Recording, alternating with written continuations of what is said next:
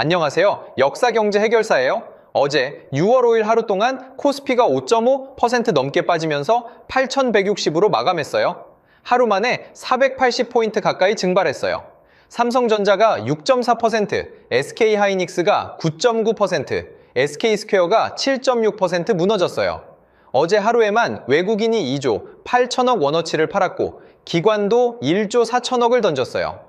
그걸 개인이 4조 2천억 원어치 사들이면서 받아냈고요. 환율은 어제 저녁 1,550원을 넘었어요. 2009년 금융위기 이후 17년 만에 가장 높은 수준이에요. 그런데 바로 그날 젠슨왕이 한국에 왔어요.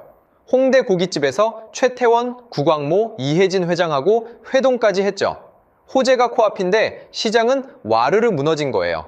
앞뒤가 완전히 안 맞잖아요. 더 이상한 건 따로 있어요. 어제 젠슨황이 간담회에서 SK하이닉스 HBM을 두고 사랑한다는 말까지 썼어요. 대놓고 극찬이에요. 그런데 그렇게 극찬받은 SK하이닉스가 어제 9.9% 빠졌어요. 대형주 중에 제일 많이 떨어졌어요. 칭찬은 칭찬대로 받고 주가는 주가대로 무너진 거예요. 오늘은 바로 이 이상한 장면을 같이 풀어드릴게요. 왜 호재가 나와도 빠지는지, 그리고 지금 이 자리에서 따라 사면 왜 물리는지요. 이 채널은 시장을 예언하지 않아요. 어디까지 오른다? 언제 반등한다? 그런 말은 안 해요. 대신 여러분이 직접 확인할 수 있는 숫자와 신호를 드려요. 오늘 딱 3가지만 짚을게요. 첫째, 젠슨 환기 SK하이닉스는 사랑한다면서 삼성전자는 왜 한마디도 안 했는지. 둘째, 호재가 코앞인데 왜 회동 당일에 오히려 무너졌는지. 그 패턴의 정체. 셋째, 지금 이 자리에서 우리가 따라 들어가면 안 되는 이유와 직접 봐야 할 신호 3가지요. 끝까지 보시면 어제 같은 폭락에도 휩쓸리지 않고 호재 뉴스에 흥분해서 막판에 올라타는 실수를 피하는 눈이 생기실 거예요. 지금 시장을 둘로 쪼개서 봐야 해요. 한쪽에는 젠슨 환기 왔으니 곧 대박 발표가 나온다는 기대가 있어요. 다른 쪽에는 외국인이 환율 1,550원에 쉬지 않고 팔고 있다는 공포가 있어요. 환율 1,550원은 17년 만에 가장 높은 수준이에요. 외국인 입장에선 한국 주식을 들고 있는 것 자체가 환차손이에요. 같은 주식을 팔아도 손에 쥐는 달러가 줄어드니까 더 오르기 전에 빨리 팔자는 심리가 생겨요. 문제는 지금 개인 투자자들이 기대 쪽에 서서 사고 있고 외국인과 기관은 공포 쪽에 서서 팔고 있다는 거예요. 어제만 봐도 외국인과 기관이 합쳐서 4조가 넘는 돈을 던졌는데 개인이 4조 2천억을 받아냈어요. 작년 깐부 회동 때 한번 올랐던 기억으로 이번에도 오르겠지 하고 들어가신 분들이 많은데 정작 큰 돈은 반대로 빠져나가고 있는 거예요. 지금 우리가 서 있는 자리가 욕심 쪽인지 공포 쪽인지 이걸 먼저 아는 게 출발점이에요. 그럼 왜 젠슨 황은 SK하이닉스만 사랑한다고 하고 삼성전자는 한마디도 안 했을까요? 여기에 어제 시장을 읽는 핵심이 들어있어요. 엔비디아는 전 세계 AI 반도체의 80%가 넘는 점유율을 가진 회사예요. AI 시대의 땅 주인 같은 존재죠. 그런데 이 칩 하나를 만들려면 HBM이라는 특수 메모리가 반드시 필요해요. 이걸 제대로 만드는 회사가 전 세계에서 사실상 한국의 SK하이닉스와 삼성전자뿐이에요. 그래서 젠슨 황기 한국 메모리를 칭찬하면 두 회사 주가가 들썩이는 거예요. 그런데 여기서 우리가 놓치면 안 되는 게 있어요. 작년과 올해가 다르다는 거예요. 작년 10월 젠슨 황이 한국에 왔을 때는 두 회사를 다 챙겼어요. 그때 젠슨 황은 SK하이닉스는 집중의 강점이 있고 삼성전자는 다양성의 강점이 있다. 우리에겐 둘 다 필요하다고 말했어요. 양쪽을 다 안아준 거예요. 그런데 이번 6월 5일엔 SK하이닉스만 콕 집어 사랑한다고 했고 삼성전자는 아예 언급조차 안 했어요. 작년엔 둘 다 챙겼는데 이번엔 한쪽만 챙긴 거예요. 이 변화가 의미심장한 거죠. 다만 오해는 마세요. 삼성이 완전히 탈락했다는 뜻은 아니에요. 업계에선 삼성 HBM이 아직 엔비디아와 최종 조율 단계에 있다고 봐요. 끝난 게 아니라 진행 중인 거예요. 그러니까 젠슨 황기 이번에 삼성을 언급 안 한 건 아직 확실하게 자리 잡지 못했다는 신호로 읽을 수 있는 거지 끝났다는 선언은 아니에요. 여기서 진짜 중요한 게 나와요. 젠슨 황의 말은 크게 3종류로 나눌 수 있어요. 이걸 알면 어떤 말에 주가가 길게 가고 어떤 말에 하루 만에 꺼지는지가 보여요. 하나는 안심시켜주는 말이에요. 기대가 크다, 테스트 중이다, 성공할 거라고 믿는다 같은 거요. 이건 떨어지는 걸 잠깐 막아주는 방패는 되는데 길게 못 가요. 미래의 가능성일 뿐 당장 손에 잡히는 계약이 아니거든요. 실제로 젠슨 황은 그동안 삼성전자가 소문에 흔들릴 때마다 나와서 다독여줬어요. 삼성 HBM을 테스트하고 있다. 기대가 크다. 반드시 성공할 거다. 그런데 이런 말이 나온 뒤 삼성 주가는 보통 하루에서 사흘이면 다시 제자리로 돌아왔어요. 안심은 시켜주지만 끌어올리진 못한 거죠. 두 번째는 확정시켜주는 말이에요. 납품받겠다, 계약하자, 우리 칩에 넣겠다. 같은 진짜 돈이 오가는 말이죠. 이건 몇 주, 몇 달씩 가는 엔진이에요. 이걸 가장 잘 보여준 게 작년 사례예요. 삼성전자가 1년 넘게 엔비디아 품질 검사 문턱에서 마음고생을 했는데 작년 10월에 젠슨 환기 삼성 HBM을 최신 칩에 넣겠다고 공식 확정했어요. 그러자 삼성전자는 하루 반짝이 아니라 몇 달에 걸쳐 꾸준히 올라갔어요. 말이 아니라 계약이 따라왔기 때문이에요. 세 번째는 꿈을 파는 말이에요. 한국은 잠재력이 대단하다, 한국에 투자하고 싶다 같은 듣기 좋은데 알맹이 없는 말이요. 이건 화끈하게 올랐다가 화끈하게 꺼지는 폭죽이에요. 작년에 이런 일이 있었어요. 젠슨 황이 한국 치킨집에서 회동을 했더니 다음날 엉뚱하게 치킨 회사 주식이 16% 가까이 폭등했어요. 젠슨 황이 그 치킨 회사랑 무슨 계약을 한 것도 아닌데 그냥 분위기만으로 올라탄 거죠. 그 주가는 단 2시간 만에 도로 다 토해냈어요. 알맹이 없는 기대는 풍선처럼 작은 바늘 하나에도 터지는 거예요. 자, 그러면 어제 SK하이닉스를 향한 사랑한다는 말은 셋 중 어디에 속할까요?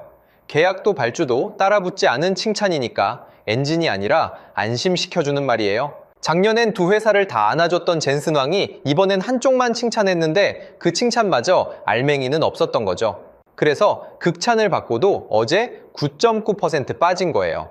시장은 이미 그 정도 칭찬은 주가에 다 반영해뒀고 정작 새로 들어온 계약 소식은 없었으니까요. 칭찬이 방패까진 됐지만 엔진은 아니었던 거죠. 이제 두 번째 질문이에요. 호재가 코앞인데 왜 회동 당일에 오히려 무너졌을까요? 여기엔 아주 오래된 패턴이 있어요. 소문에 사서 뉴스에 판다. 이거예요. 결혼식을 떠올려 보세요. 청첩장을 받고 날짜가 다가올수록 다들 들뜨고 기대해요. 그런데 막상 결혼식 당일이 되면 밥 먹고 사진 찍고 다들 집에 가버려요. 기대할 때 잔뜩 부풀었다가 정작 행사가 시작되면 김이 빠지는 거죠. 주식도 똑같아요. 젠슨 환기 온다는 소문이 돌면 이번엔 대박 발표가 나오겠지 하고 미리 사요. 그래서 회동 전에 주가가 올라요. 그런데 막상 회동날이 다가오면 미리 산 사람들이 더 오를 게 있나 싶어서 팔아치워요. 그게 그제와 어제의 폭락이에요. 특히 지난 6월 4일 LG전자를 보세요. 그날 하루에만 16% 넘게 빠졌어요. 6월 2일에 39만 원이 넘던 게 32만 8천 원까지 내려왔어요. 그런데 이 구간에서 개인은 LG전자를 잔뜩 사들였고 외국인은 차익을 챙기고 빠져나갔어요. 작년 깐부 회동 때 올랐던 기억만 믿고 막판에 올라탔다가 물린 거예요. 이게 한국 개인 투자자들의 오래된 약점이기도 해요. 오르는 걸 팔고 떨어지는 걸 사는 거꾸로 습관이요. 그런데 여기서 꼭 구분해야 할 게 있어요. 작년 깐부 회동이 끝난 뒤에 삼성전자가 2달 동안 15% 넘게 올랐거든요. 10만 4천 원이던 게 2달 만에 11만 9천 원까지 갔어요. 이걸 보고 이번에도 그러겠지 생각하기 쉬워요. 그런데 그때 삼성이 오른 진짜 이유는 회동 자체가 아니에요. 메모리 슈퍼사이클이라는 실적이 받쳐줬기 때문이에요. 회동은 불씨였고 진짜 장작은 실적이었던 거죠. 반면 이번에 빠진 LG전자나 네이버는 아직 구체적인 계약이 없는 기대감으로만 올랐던 종목이에요. 그래서 같은 회동 관련주라도 실적이 받쳐주는 종목은 길게 가고 기대감뿐인 종목은 짧게 끝나요. 이 차이를 모르고 회동 관련주니까 다 오르겠지 하고 들어가면 위험한 거예요. 이제 세 번째, 가장 중요한 부분이에요. 그래서 지금 우리는 뭘 해야 할까요? 먼저 솔직하게 말씀드릴게요. 지금은 호재와 악재가 정면으로 부딪히는 자리예요. 호재 쪽은 분명해요. 젠슨 황이 SK하이닉스에 더 만들어달라고 할 만큼 메모리가 부족하다는 거예요. 사는 사람이 더 만들어달라고 사정하는 상황이면 그 물건 값은 오르기 마련이에요. 이건 한국 메모리 회사한테 진짜 호재가 맞아요. 그런데 악재 쪽이 만만치 않아요. 외국인이 19거래일 넘게 쉬지 않고 팔고 있고 환율은 1,550원까지 올라서 17년 만에 최고예요. 게다가 최근 미국에서는 메모리 가격이 곧 정점을 찍는 거 아니냐는 고점 우려도 조금씩 나오고 있어요. 이 악재들은 젠슨 황이 삼겹살을 먹는다고 사라지는 게 아니에요. 그래서 지금 당장 따라 사기 전에 직접 확인할 신호 3가지를 드릴게요. 이 3가지는 누구나 집에서 확인할 수 있어요. 첫 번째, 회동에서 말이 계약으로 바뀌는지 보세요. 어제 나온 건 사랑한다는 칭찬까지예요. 여기서 더 나아가 추가 발주, 장기 공급 계약, 로봇 정식 협력 같은 구체적인 발표가 나오는지가 진짜 분기점이에요. 칭찬은 방패고 계약은 엔진이라고 했잖아요. 그러니까 회동이 끝난 뒤 며칠 안에 구체적인 숫자나 계약 소식이 따라붙는지를 보세요. 그게 없으면 이번 상승도 안심시켜주는 말에서 끝나는 거예요. 두 번째, 외국인이 파는 걸 멈추는지 보세요. 지금 19거래일 넘게 팔고 있는데 이게 사흘만 연속으로 사는 쪽으로 돌아서면 분위기가 바뀌는 신호예요. 외국인이 매도를 멈추는 순간이 진짜 전환점이에요. 세 번째, 환율이 진정되는지 보세요. 환율이 1,550원에서 내려와야 외국인이 한국 주식을 다시 편하게 살 수 있어요. 환율이 더 오르는 한 외국인의 매도는 멈추기 어려워요. 환율 안정이 외국인 복귀의 열쇠예요. 그리고 지금 손에 따라 종목을 들고 계신 분들께 상황별로 말씀드릴게요. 다만 사라, 팔라 같은 말은 안 드려요. 그건 여러분 돈이고 결정도 여러분 거니까요. 저는 판단의 기준만 같이 짚어드릴게요. 첫째, 이미 물려 계신 분이라면 처음 사신 이유가 실적이었는지 기대감이었는지부터 다시 점검해 보세요. 실적이 받쳐주는 종목이면 시간이 약이 될 수 있어요. 하지만 기대감만으로 오른 종목이라면 회동이 끝나고 김이 빠질 때 더 흔들릴 수 있다는 걸 염두에 두셔야 해요. 둘째, 아직 안 들어가신 분이라면 어제 같은 날 호재 뉴스에 흥분해서 막판에 추격하지 않으시는 게 좋아요.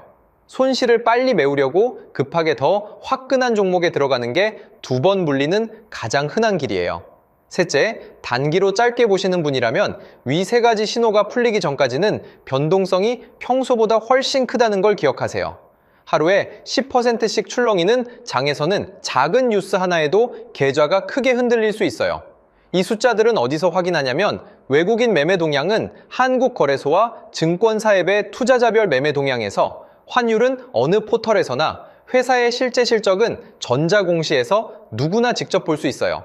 제 말을 믿지 마시고 그 신호를 직접 확인하세요. 정리할게요. 어제 젠슨 황은 SK하이닉스를 사랑한다고 했지만 그 SK하이닉스도 9.9% 빠졌어요. 칭찬과 주가는 따로 논다는 거예요. 작년엔 2회사를 다 챙겼던 젠슨 황이 이번엔 한쪽만 안아줬고 시장은 그걸 알면서도 폭락했어요. 호재가 도착한 바로 그 순간에 큰 돈은 오히려 빠져나간 거예요. 뉴스는 끝나도 과열과 악재는 안 끝나요. 회동에서 진짜 계약이 나오면 길게 가는 엔진이 되고 덕담만 나오면 부풀었던 기대주는 더 빠질 수 있어요. 진짜 봐야 할 건 젠슨 황이 무슨 말을 해서 했느냐가 아니라 그 말이 계약으로 이어지느냐예요. 투자에 100% 확실한 건 없어요. 오늘 영상도 어디까지 오른다, 언제 반등한다를 맞히려는 게 아니에요. 다만 호재 뉴스 하나에 흥분해서 막판에 올라타는 실수만큼은 피하시길 바라는 마음이에요. 여러분은 어떻게 보세요? 이번 회동에서 진짜 계약이 나올까요? 아니면 덕담으로 끝이 날까요? 그리고 외국인 매도는 언제쯤 멈출까요? 댓글로 같이 이야기 나눠요. 끝까지 봐주셔서 고맙습니다.